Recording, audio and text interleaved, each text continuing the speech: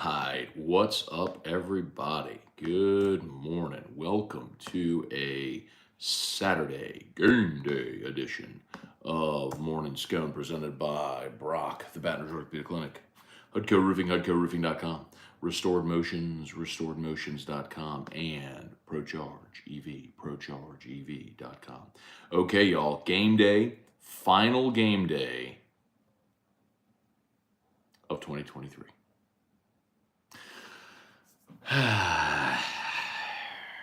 Final game day of 2023.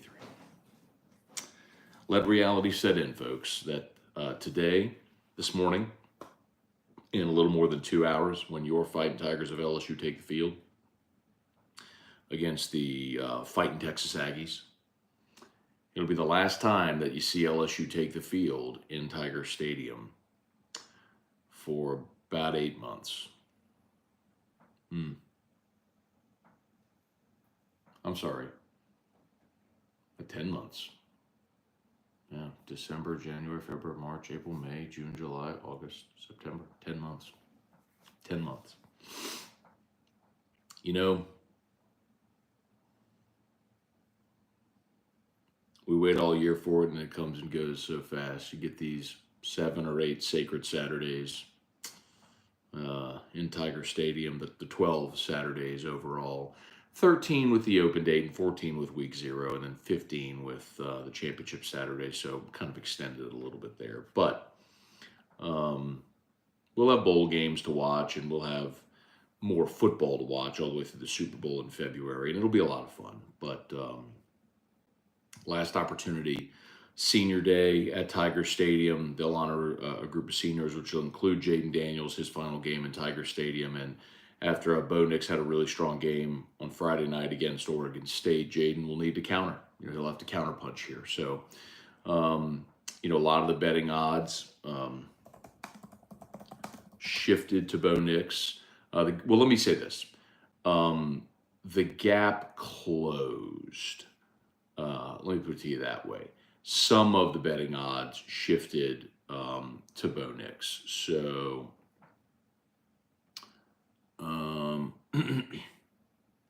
here you go. Bo is now the favorite at Bet365 and DraftKings and BetRivers. Jayden is still the favorite at FanDuel, at Caesars, and they are co-favorites at BetMGM. So Bo closed the gap, overtook. And the way that I kind of compare it is, if you'll forgive a political reference, it's like whenever you have the national conventions, right?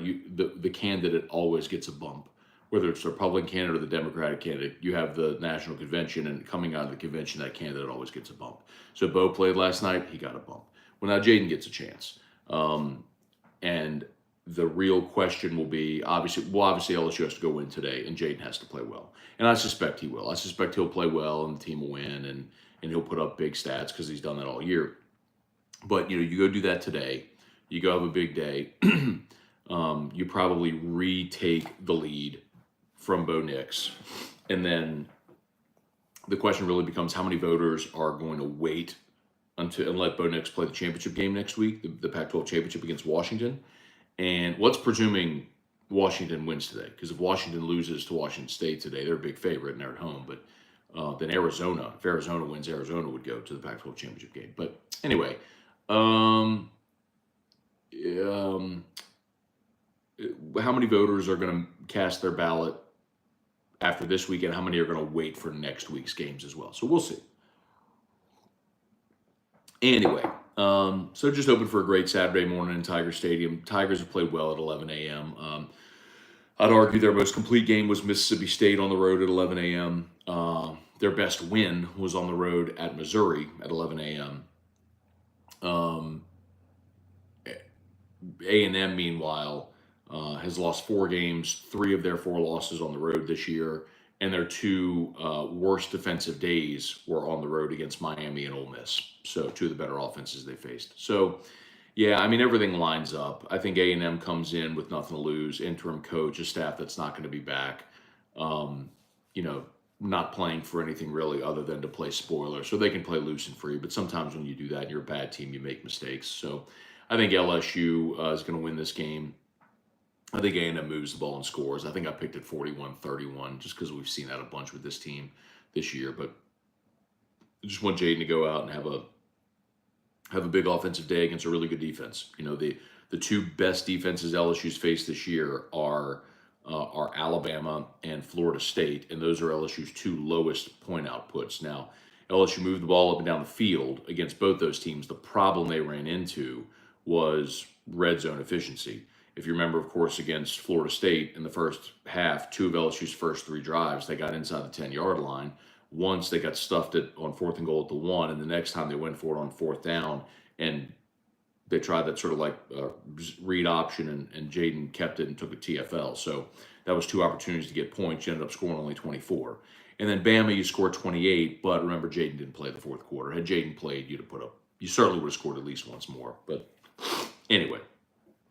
Okay, let's say some good mornings. Y'all know the drill. Fire away, whatever you got. Vernell Thomas, Bubba Smith, Kelly Gross, good morning. Glad to see everybody here. Let's see, Vernell, does it seem like Bo Nix played in college football for at least 7 years? Well, he's played for 5 years, the same as Jayden. I mean, they came in the same year. They started as freshmen. They both transferred to new places where they started for 2 years. So their paths have completely mirrored each other, Bo's and Jayden. So it's kind of fitting that they are where they are. It's just that Bo was at Auburn, right? And so we paid more attention to him than we did Jayden at Arizona State.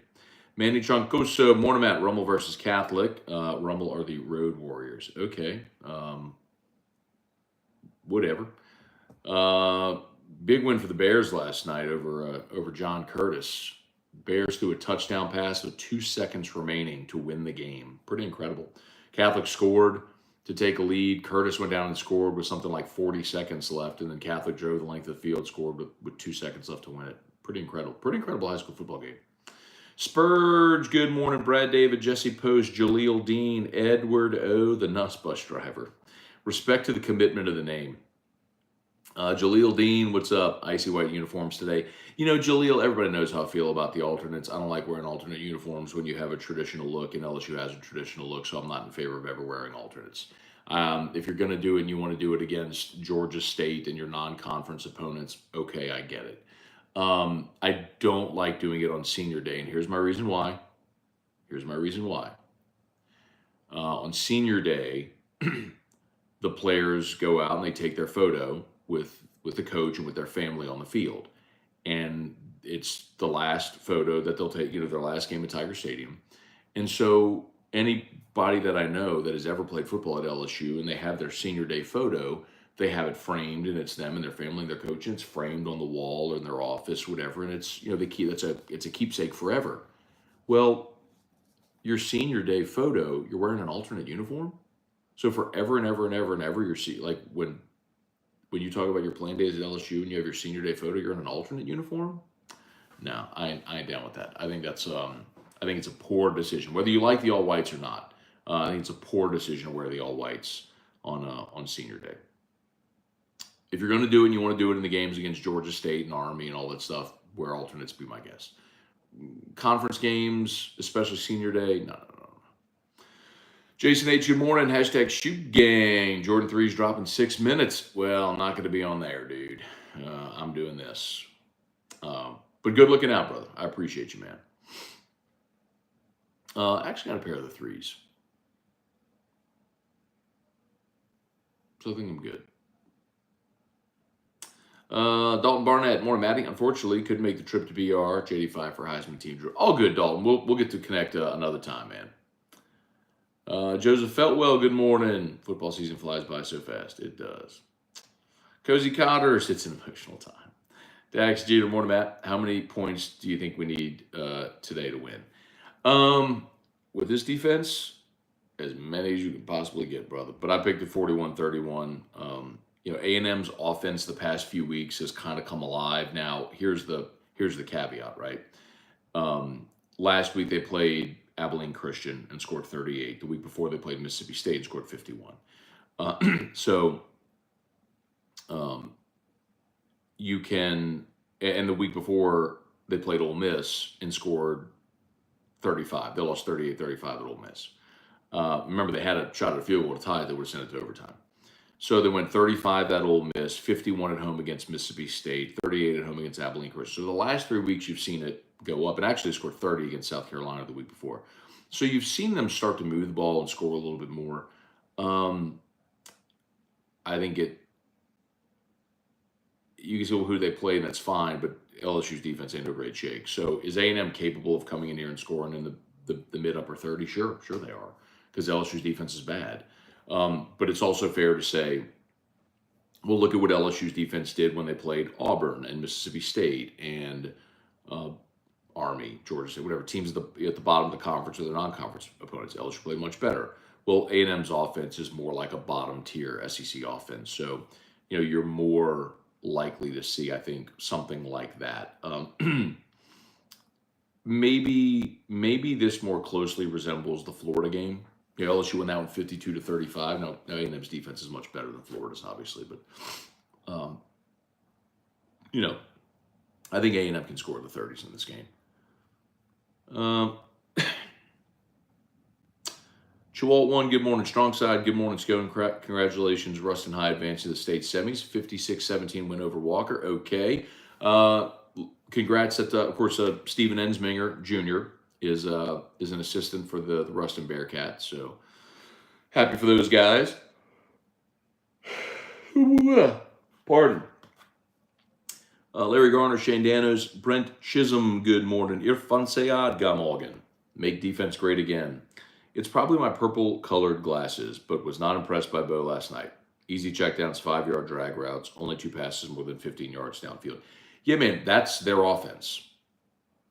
Jayden Daniels has more touchdown passes beyond 20 yards than Bo Nix has completions beyond 20 yards. So, yes, stylistically and what they do are very different. Everything Oregon does is timing. It's quick. It's screens. It's stumps. It's drag. It's all those things. I mean, that's what Oregon does, and they run the football. So, obviously, we missed a field goal. Bummer. Anyway, but yes, I mean that's what Oregon is. But Bo Nix is super efficient in running that offense. He's accurate. He makes good decisions. All that sort of stuff. So, good player, man. They're very different in what they do. Alex Rabelais, Dax Jeter, did the league office do Daniels a disservice by not giving him a night game today, putting him up opposite Ohio State, Michigan, K&L? So, Dax, the league office didn't do anything. You have to remember, the league office doesn't make these decisions. The networks do. And so, CBS got first pick, and they picked the Iron Bowl, because of course they did. The last Iron Bowl that they'll have an opportunity to carry on CBS, because next year CBS has to deal with the Big Ten, and ABC, ESPN will have the SEC. So then after that, ESPN decides which games go where. ESPN, ESPN2, SEC Network, which window, 11 a.m., 2:30, 7 p.m., 6:45, whatever. And so really what it came down to is, were you going to put LSU, A&M in primetime at night, or Florida State in primetime at night? And I understand why they made the decision they did. A&M fired their coach. They've got an interim. They're not playing for anything. Neither is LSU. With Florida State, you get a game at the Swamp at night with Florida State, which is undefeated and ranked 4th in the country, and are now 5th. But at the time they made the decision, and is trying to play for the playoff. Remember, they made that decision before Jordan Travis's injury.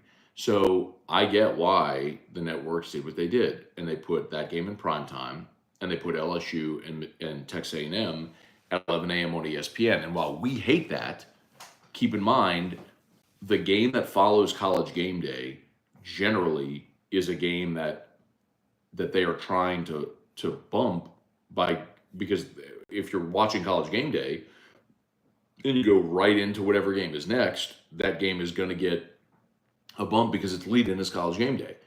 The problem, of course, is today's Ohio State, Michigan, and everybody's going to be watching Ohio State, Michigan. Now, the benefit, perhaps, is I'm just looking at it on the screen right now. Ohio State, Michigan isn't going to start. The kickoff isn't actually until 11:14 Central. So LSU and A&M are going to kick off at like 11:05, right? Right after game day, they go right into 11:04. I could look it up. Well, I'll tell you in a second. Hang on. So my point is, there's a lot of people who may stick around for the first 10 minutes. If LSU gets the ball first and they go right down the field and watch Jayden Daniels, it may be like, oh my God, here we go. Then it could be a flip back and forth thing, or watch LSU on a stream while you're watching Ohio State, Michigan. That'll be something I think that's worth keeping an eye on, is how many streaming views does LSU Texas A&M have? Because I think people are going to try to watch Jayden on a second screen while watching Ohio State, Michigan. Kickoff is at 11:05 exactly, by the way. All right. Sonny Warbington, what up? Randy Smith, if LSU were to make any moves coaching-wise, how soon? I don't know, Randy, honestly. There's two different ways to think about that. The portal window opens December the 4th. So you could certainly try to make a change before then. Or you just have a very candid conversation with whoever it is that you're recruiting, and kind of let them know what you're thinking on the lowdown without actually making formal moves. Or you wait until after the portal window closes, which is a little nefarious, but we see it happen, where you wait until like a signing class is inked and then you make a coaching change or something like that. We've seen that happen before. But we'll see. I would imagine it would happen pretty quickly, because you don't want to, this is just a guess. What you don't want is for other programs that are looking for similar hires to make their hire, and then the pool that you're choosing from is shallowed out.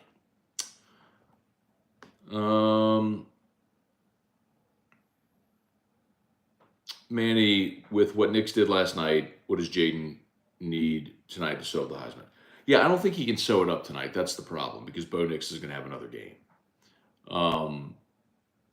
If Oregon had lost last night, or Bo had played really poorly, and then Jayden played great today, then it could happen. But Bo Nix played well last night.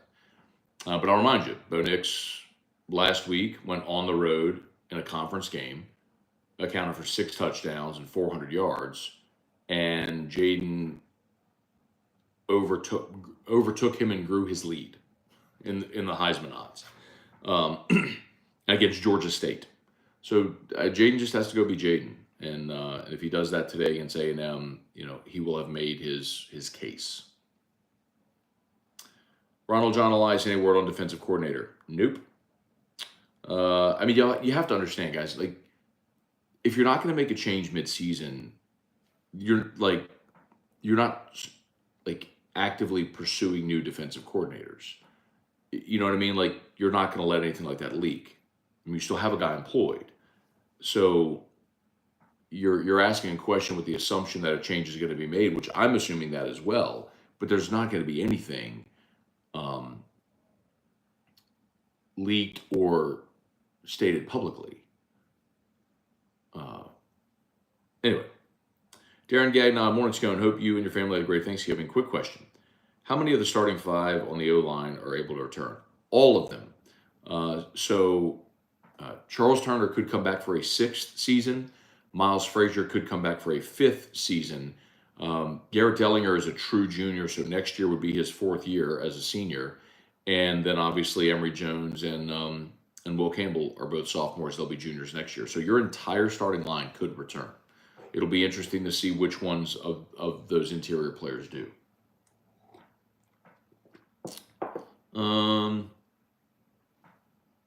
Juan, good morning. Greetings from London. Okay, Juan, what up, dude?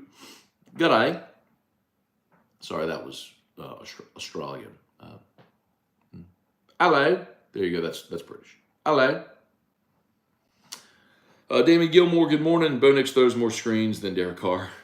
Kobe Walker, could Jayden win the Heisman? Yes. Matt Lusto, howdy. Stuart Angers, good morning. Let's go win the freaking Heisman Trophy this morning. I don't even care. I misspelled Heisman LFG. Okay. Scott, and you actually misspelled it twice, Stuart. First you put Hersman, and then when you actually thought you were spelling it correctly the second time you misspelled it because it's Heisman. Anyway, Scott, Matt, any chance you might change out the intro music to your show? Sounds like Pour Some Sugar on Me by Def Leppard. Absolutely not. Shane O'Mac, first time watching Bo Nix last night with Oregon. He did look good, but JD5 was electrifying. You see, that's the problem there. And not you, Shane. You're not the problem. I'm just saying, let me say the point. I think there's a lot of people who have made their decisions on the Heisman who maybe have never seen Jayden or Bo play. That's the problem. And that's why regional bias exists, and that's why the Heisman Trust divvies up the vote into all the different regions to account for the likelihood of bias. Like, how could you possibly give your opinion on a Jayden Daniels, Bo Nix Heisman Trophy when, by your own admission, you just saw Bo Nix play for the first time all year? I mean, this is supposed to be a cumulative award for the season. You've watched every snap of Jayden Daniels, and you just watched Bo Nix for the first time. Again, and you're not a voter. I'm not, but point is, and this is why I think people that cover one team should not vote for the Heisman, because when you spend your Saturday covering one team, like, think of it this way. If you're an LSU beat writer or reporter, it's 9:15, you're already at Tiger Stadium, okay? So you're going to miss the entire morning slate of games. So the LSU will end around 2:30. You go down to the field, you go do post-game locker rooms. By the time the post-game ends, you have interviews, you go back to the press box. Reporters are shooting stand-ups, editing videos. Writers are filing their stories. You'll leave Tiger Stadium by 5 or 6 o'clock. So you've missed the 2:30 window. So the only games you're going to see today, are the night games. That's it. And similarly, if LSU plays a night game, the only games you see during the day are the morning games. So, and that's true for anybody that covers college football. Like, you just, when you're spending your day covering a game, you don't get to watch all the games. So you don't get to see everybody. And that's a challenge. That's why I think it's, I would much rather see the national media that covers the sport as a whole vote than beat writers or reporters that cover one program.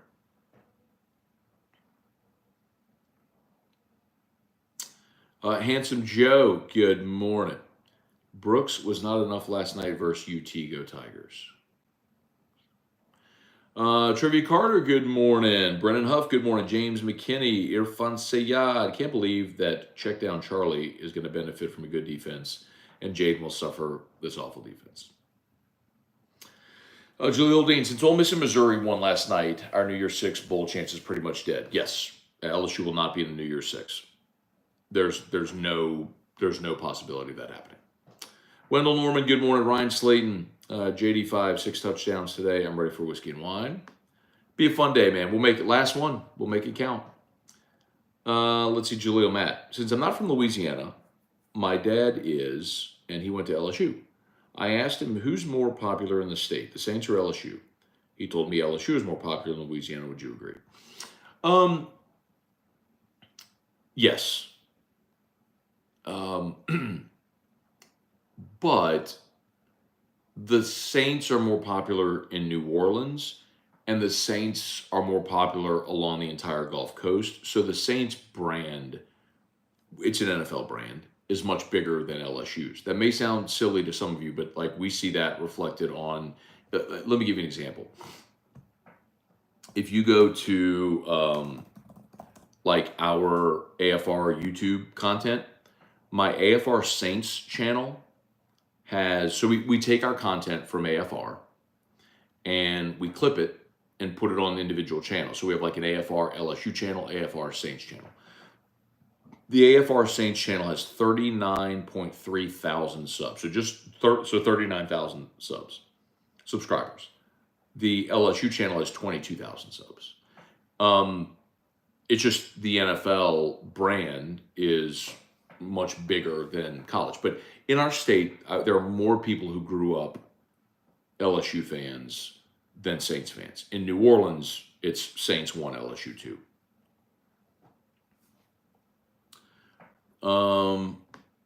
But like if you go to Shreveport, for example, you'll find tons of LSU fans, but you might find as many Dallas Cowboy fans as you do Saints fans, if that makes sense.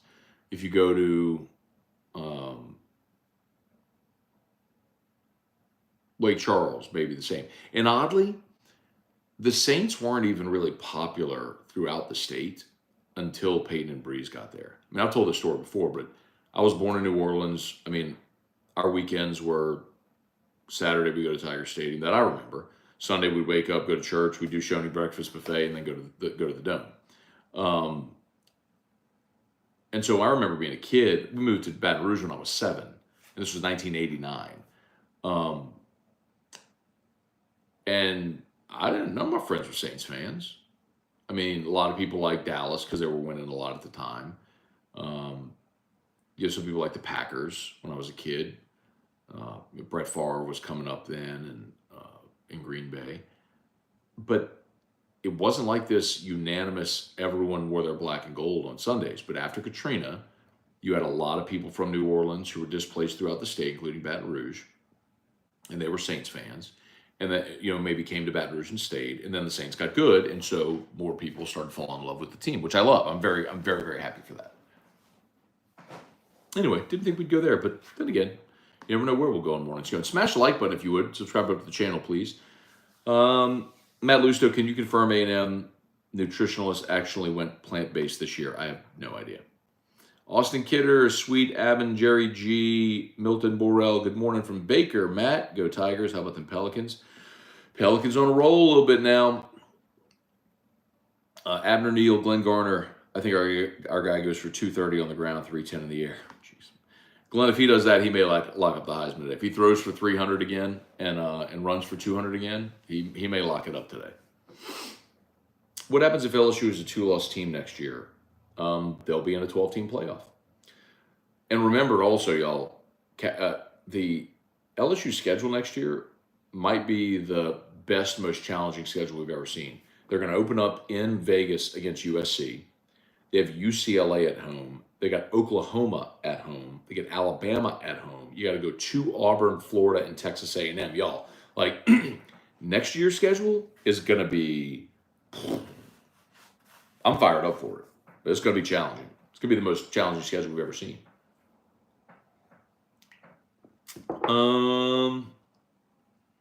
Strong side, good morning. Oh, missed it. None of these guys ever make this kick. LSU 0399, Glenn Garner, I will be depriving myself of sleep for work tonight for the game. LSU wins by 21. Attaboy. Love the commitment, Glenn. Ronnie Duga, what's going on? Good morning. Love all the picks. Oh, cool. Thank you, man. I would assume that would be like our Thanksgiving picks. Erica took a bunch and posted them on Facebook and stuff. So. Lars Corville, Matt House needs more time. I don't think you're going to get it, though, bud. Jacob Thompson, morning, Matt. At the LSU game, it's already packed. An awesome atmosphere today. Love to hear that, man. That is awesome. I love to hear that. Senior day, send these guys out right. Jayden trying to win a Heisman. Hope it's A&M. Would love it to be a great atmosphere today. Ron, I saw the post of you saying Calakai and Drew busting out laughing. I remember that. Yeah. Henry Price. Any serious Heisman voter should make it his duty to watch and see what JD5 does as an eye test at least. Glenn Garner, I have Ohio beating Michigan, close game. I think the line's 3. Be interesting to see, man, the Harbaugh effect. You know what I mean? Like, this goober. Sam Brown, good morning. Do you think Dan Brock gets hired away after the season is over? No. They're letting another guy kick? Just don't kick it into the crowd, dude. He missed it left. Everybody misses it left. It's so weird. Oh, he shaved his head. He's shaving his head. Oh, my God. I guess Mac, if you told him like if you said like if he doesn't make it, he'll shave his head. Oh God. So anyway, Sam, no, I do not think Denbrock gets hired away. Denbrock isn't going to leave. I think the only thing he would leave for would be a head coaching job. I don't know that he'd be a candidate for a major Power 5 head coaching job. He's not going to leave for another OC job. So, no, I do not think Denbrock gets hired away. Pat Huseman, morning, man. Hanny is a bit worked up over Nicholson Drive today. I haven't gotten to hear the pregame, but I was on the pregame with him. So I always do a segment with Hanny and Musso on the Eagle 90.1 Game Day pregame show, and it was like the first thing out the chute was bringing up Nicholson, the road work on Nicholson, but I didn't know that they had been talking about it. James McKinney, good morning. Cozy Cotters, in a hypothetical world, what would they do if Nix and Daniels were tied in votes? I know the odds are extremely unlikely. Just curious. I don't think there can be a tie. Because of the way the voting works, every voter has 3 votes. You have a first, a second, and a third.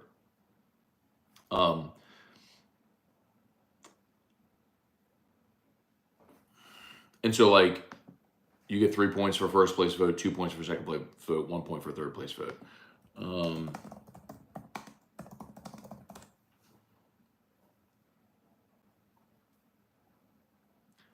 I think, here, this makes sense.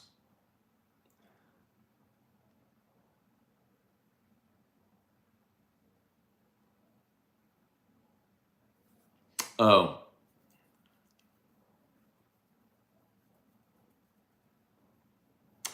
The number of first place votes would break the tie.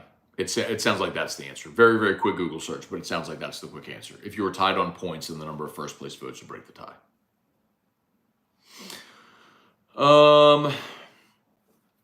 Brennan, give me some locks for today. All right, so Phil Steele, so we didn't have Phil on the show yesterday, unfortunately, because Phil's watching games all day on Black Friday, so we didn't have a chance to get him. But I did go watch the Phil Steele Plus tour on YouTube that I tell you all about. So I got Phil's picks. He was 2-1 yesterday. We lost with who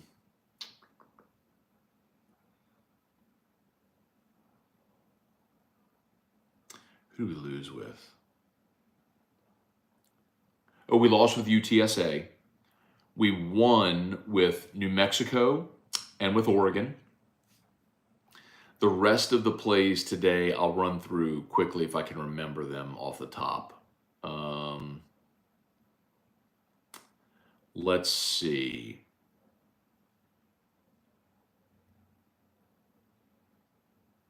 ULM was one of the plays today. ULM.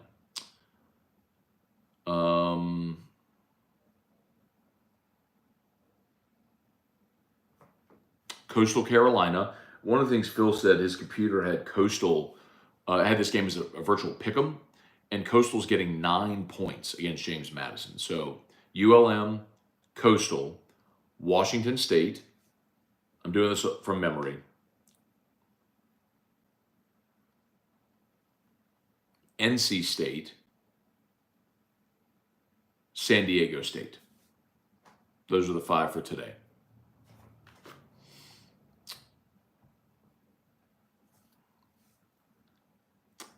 Mark McCarter, LSU thinks tackle is something you fish with.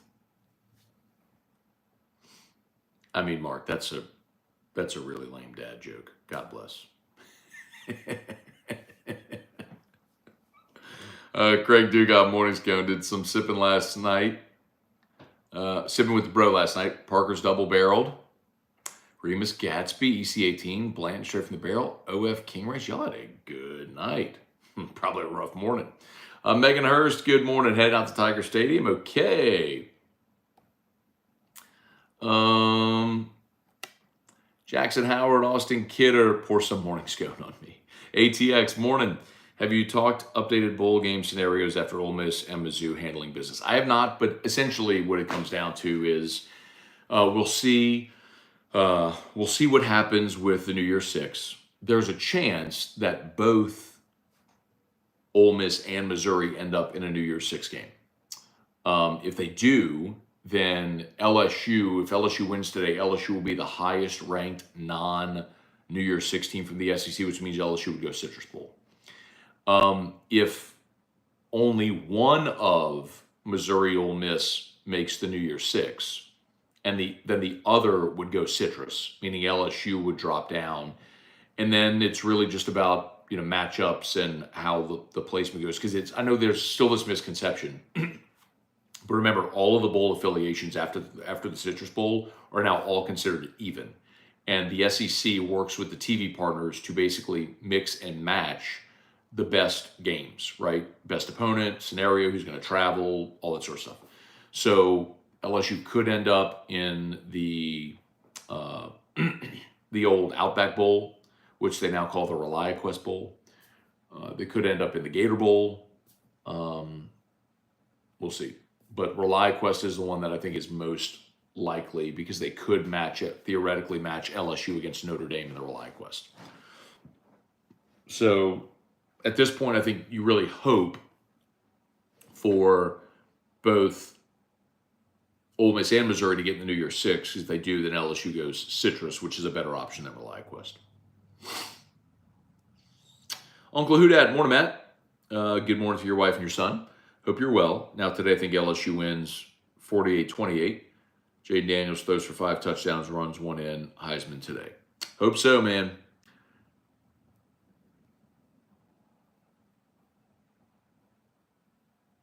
All right, Christopher Reeder. I think Jayden should win, but think he gets hosed. That's just my gut. Scott, good morning. Let's see. Uncle Houdat, I'm going to watch and record the Bayou Classic to watch later. What about you, Matt? Well, obviously I'll be locked into LSU this morning. And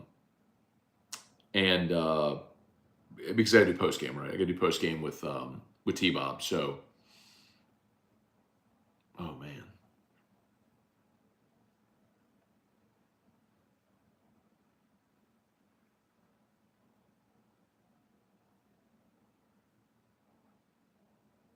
The show and Iron Bowl clips and highlights and stuff. Wow. Anyway, Shane Big Fella, good morning. Cliff Nelson, good morning. Bubba Tatum, good morning. Shane O'Mac. Thoughts? Come on now. There we go. Thoughts on the Brees story this week. His right shoulder is gone. Does everything lefty. No surprise to any of us. Maybe his shoulder far worse off than thought. Proof how great he was. Well, yeah, I mean, the other thing he said was that the Miami doctors were right, that, that the issue he had was going to be degenerative, which it was. But he said Dr. James Andrews was able to, prolong his career with a lot of the different exercises and stuff that they did and procedures. So that's great. I'm glad he did.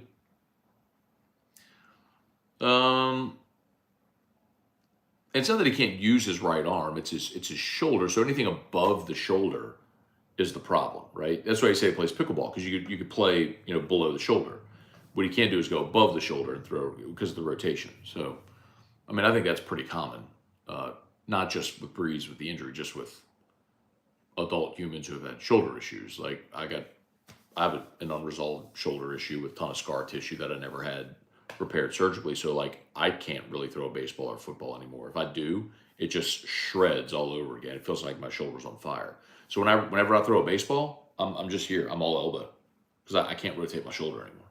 What am I going to do? I'm 41. What, I need to go have shoulder surgery for what? I'm not getting on the bump, trying to go throw 115 pitches.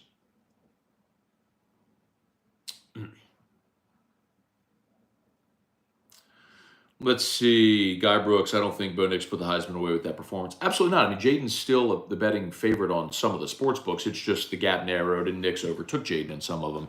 But again, Jayden's going to have a chance to go play today. So if Jayden goes out and puts up another 6 touchdown day, he'll overtake Bo Nix. And that really comes down to how many voters are going to consider next week's Pac-12 championship game when Jayden's not playing. And then if Bo has a great day next week and they win, well, might not go great. Cliff Nelson, good coffee with Stag added. Headed to Don Juan. All right, so no game, Cliff? Okay. All right, I'll see you there, dude. I'll be there, man. Let's see. Jaleel, are you making the trip to Vegas for USC? Yes. I went to the Orlando game this year. It didn't go well. We will be in Vegas, doing our shows from Vegas next year, yes. Let's see. Blah, blah, blah, blah, blah. Can't believe the Saints ruined their color rush jerseys with those black helmets. Completely agree. They should match the gold from the numerals on the color rush. The helmet should match the gold on the color rush. Can't wait for Bubba Tatum. Can't wait for Vegas. Already booked flights, hotels. Just need game ticks. Guy Brooks, Glenn Garner, make defense great again. Matt, they announced upgrades to Tiger Stadium yesterday. What do you think they will change? So I didn't see what they announced. I saw they released the video because next year is the 100th year. So 2024 will be the 100th year of Tiger Stadium. So I know there's a season-long tribute and stuff that they plan on doing for Tiger Stadium. I know part of what they've always talked about doing is like new bathrooms, widening concourses, bigger concessions, all that sort of stuff. But there's only so much you could do. I mean, the venue's 100 years old. You know, like it's, unless if you do a gut renovation, which I don't think is possible or likely. I think you just add coats of paint and do the best you can. You know.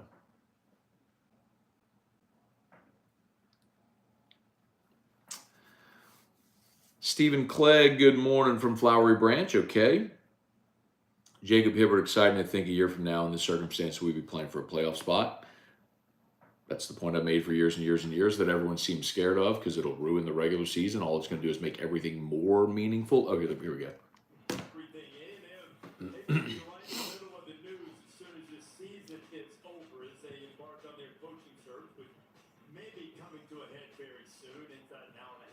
I think it's Jayden. Jayden's wearing an all-white suit.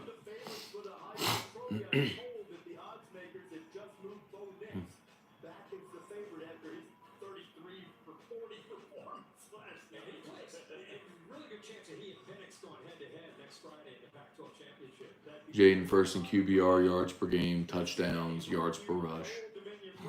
It's crazy. These numbers are silly, and he's had Heisman moments, and he's done it on the ground. Most dynamic player in the country, Heisman moments. Is this guy right here? Sure. Still an opportunity, though. It's true. You want to vote for the best player? You want to vote for the quarterback of a really good team?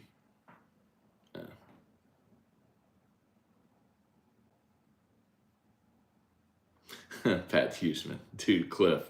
Stag with coffee? I like to drink my Stag with a Glencairn. I wasn't going to say nothing, Pat. But look, I don't know. You got a selection like Cliff's and you want to mix Stag in your coffee? Mix Stag in your coffee, man. Matt B, LSU football, Jayden Daniels. Tiger home, November 20. What? LSU football, Jayden Daniels, Tiger home, November 25th, 2023, 9-3 win. Okay. Got it. Matt, got it. Bryce Burks, what up? Jaleel, hope we play Notre Dame in the bowl game. I'm not aching to see that, especially because I'm not sure either quarterback would play in the game, so what are we actually going to learn? But whatever.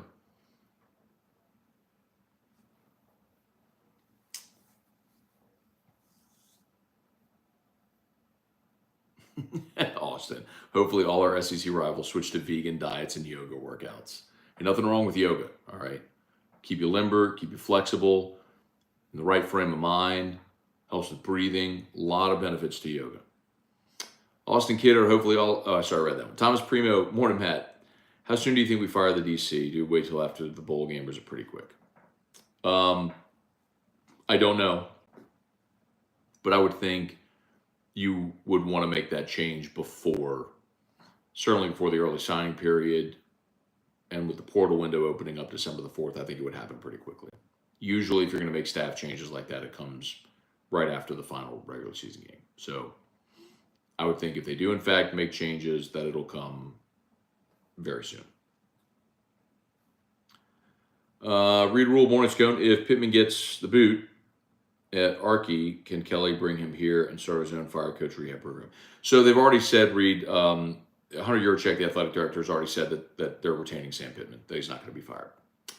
Jason H., I'm sure if you wanted those Jordan 3s, Fear Pack, they will still be available. Easy W on Sears. Cool. ATX, what are your thoughts on Coach Hankton? Seems like a great guy, meshes well with players. Hope he stays put. Yeah, man. Guy from Louisiana, was coaching some of the major programs like Georgia, played in the NFL. Clearly, the job he has done with your receivers the last 2 years is impressive. So, yes, I think Cortez Hankton's awesome. Debo, more to Matt. Today's the day JD5 claims his throne for the Heisman. Jason H. Matt, what tree did E-Rock pick, Noble or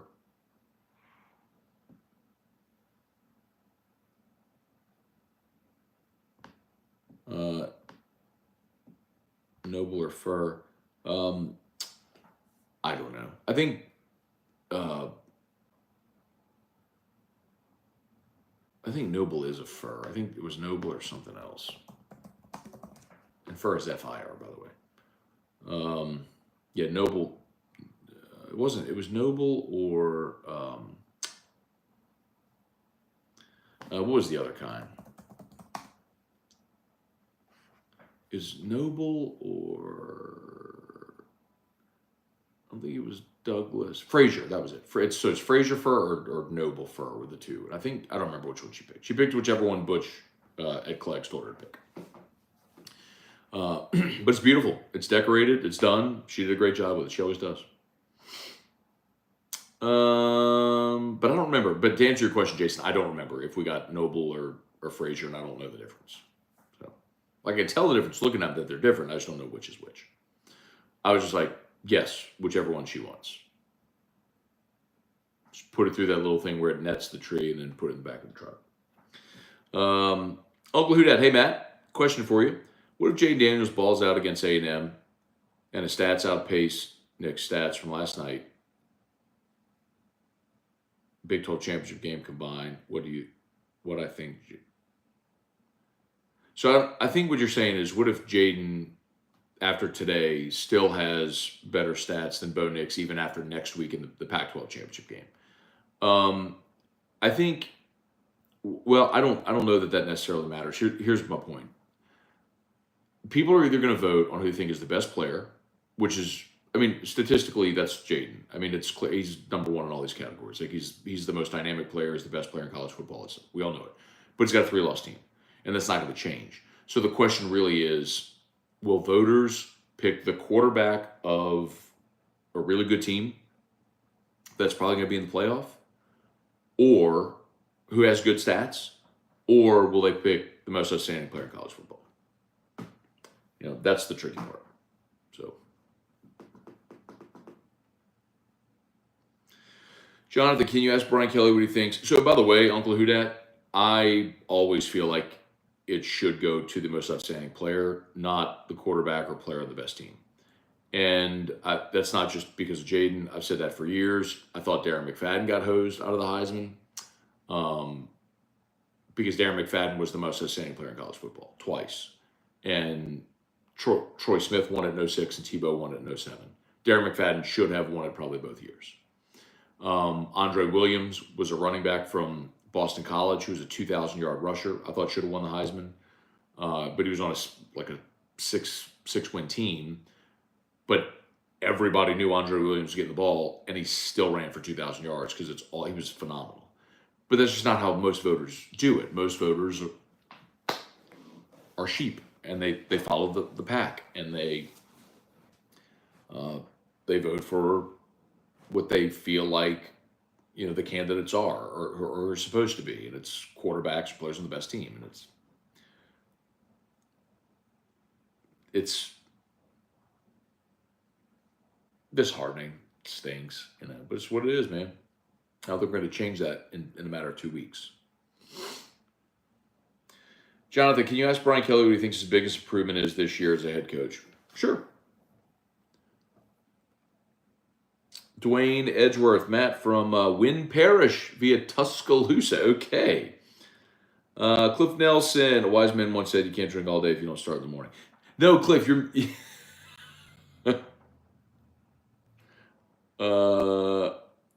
His point wasn't about drinking all day.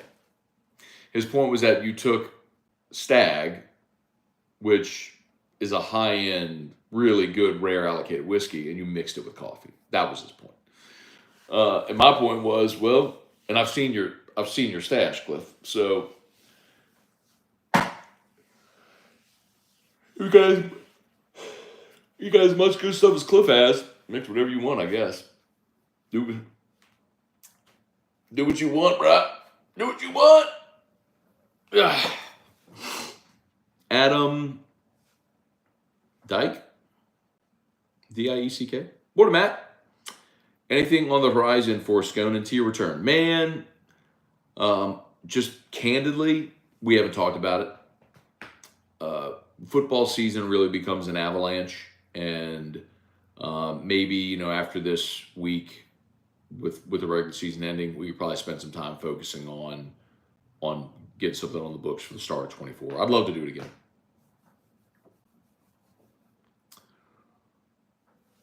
Cliff Noble. Okay, Noble was the recommendation. That's what we got. We got a Noble.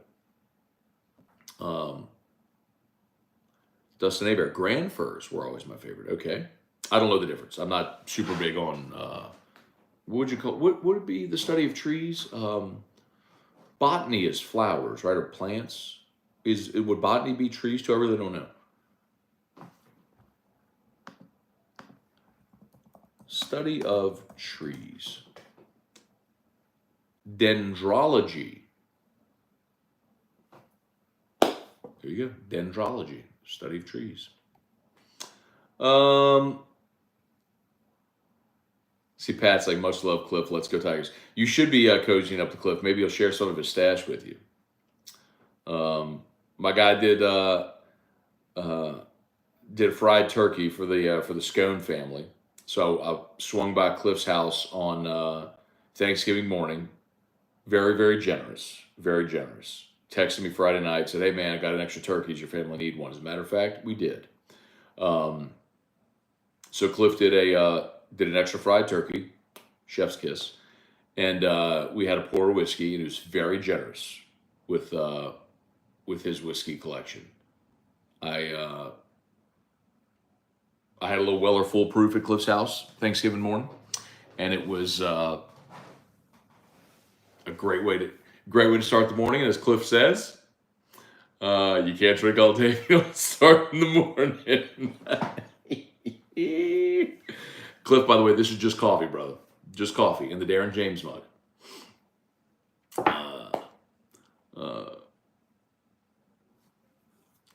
Cliff still can't get over Gino Torretta from Miami winning it. Worst Heisman winner ever. Marshall Faulk was clearly the best player in college football. So that's interesting, Cliff. So you're talking. So that was '92. I was 10 years old, and I loved watching Miami as a kid.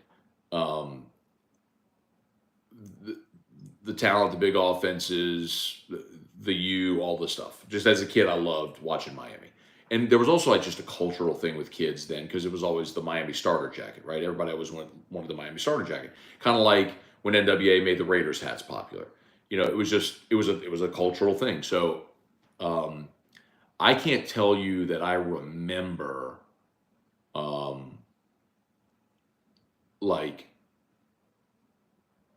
moments from Gino Torretta, right? I remember watching him play, but I can't tell you I remember this great detail. And if I'm not mistaken, Cliff, I could be wrong, but remind me if I'm wrong here. I know Torretta won it in '92. I mean, I can go through all the years of the Heisman winners. I used to love the Heisman Trophy. When I was younger, I mean, it was. I actually started collecting autographed pictures of all the Heisman winners. But I mean, I'd go through the years to tell you every Heisman winner.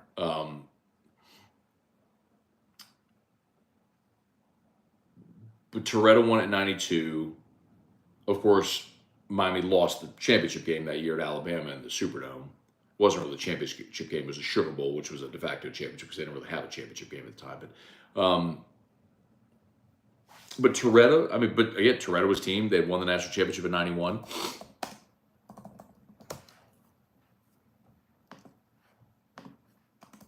And incidentally, I've professionally gotten to know Gino a smidge.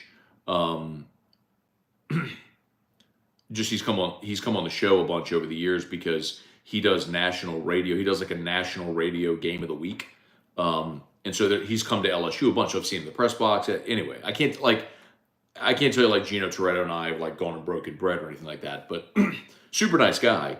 Let's see. So 92, Torretta threw for 3,060 yards, 19 touchdowns and 7 interceptions. How dramatically different is the world today? 11 games though, 11 games. But 3,000 yards in 11 games, that's salty. He basically had identical seasons in 91 and 92. 91, he threw for 3,095. 92, he threw for 3,060. 20 touchdowns to 19, 8 interceptions to 7.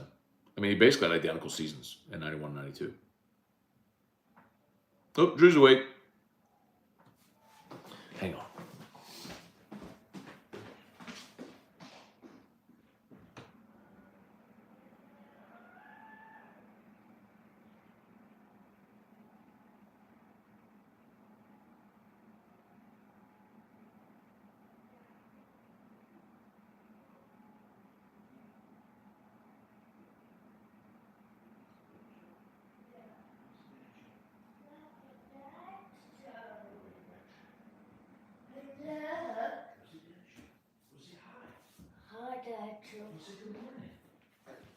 Good morning. Good morning, Dad Joe. Hang on. Wait. Come see. Okay. Oh, come on again. Did you sleep so good?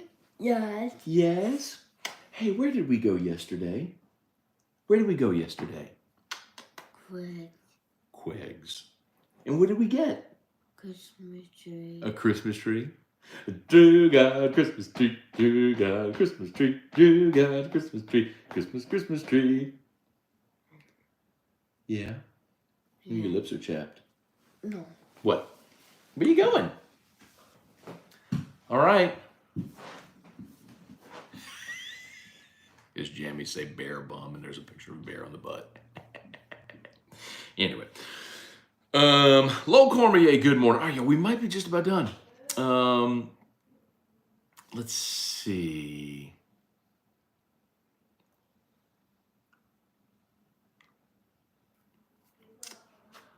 Uncle Who Dat Matt just made a bet about who wins the Heisman. Total of 10 people, 5 LSU fans, 5 Oregon fans. Beard versus beard, loser shave, clean and post on social. Pray for me. That's way better than betting money. I love it. That's so good. Oh, that's so good. Jaleel, since 2010, favorite neutral site game regardless of the outcome. Lambeau. I mean, the whole thing in 2016 with Lambeau was awesome.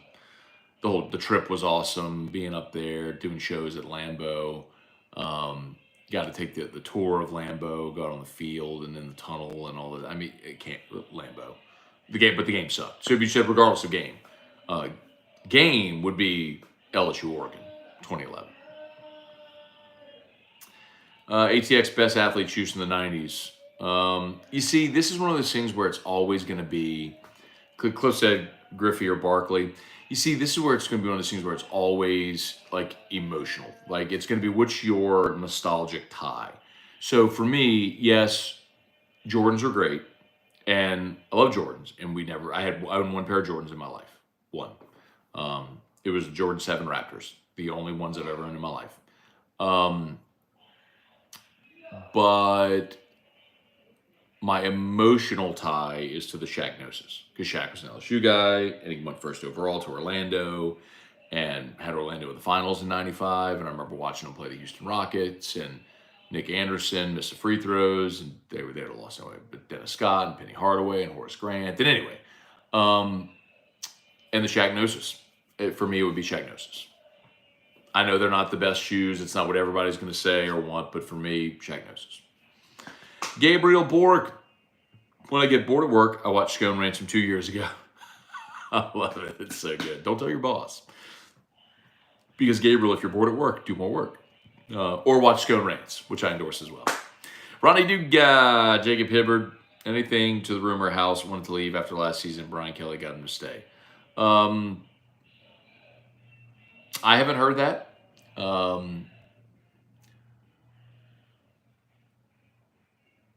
I think there are layers to that. I know Matt House wants to be a head coach. So if what you're hearing or maybe heard and misinterpreted was, did Matt House want to leave to be a head coach?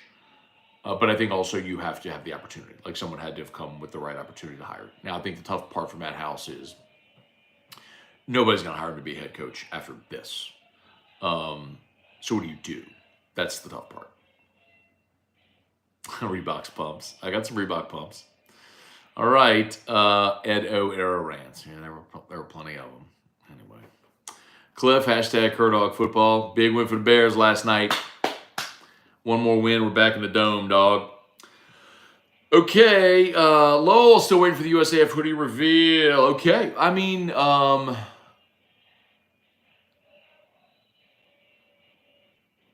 me think on that, Lowell. So Lowell sent, I told y'all maybe a week ago, Lowell sent me a very cool hoodie. It's it's Minot Air Force Base, Minot, North Dakota, which of course is where Dale Brown is from. And Lowell, as we know, lives up in North Dakota. So he mailed me a hoodie. It's awesome. It's got like a bomber plane on it. It says like Minot AFB.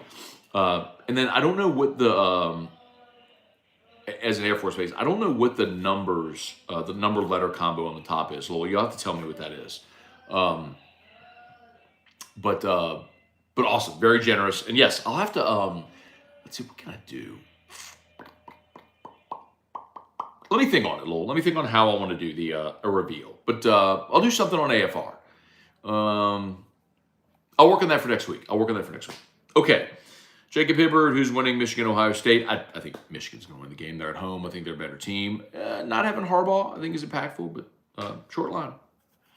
Austin Kidder, Las Vegas will fall in love with LSU, with LSU fans, and want to keep them coming back like Omaha. So for those who don't know, Austin has been a friend of Austin since we were kids.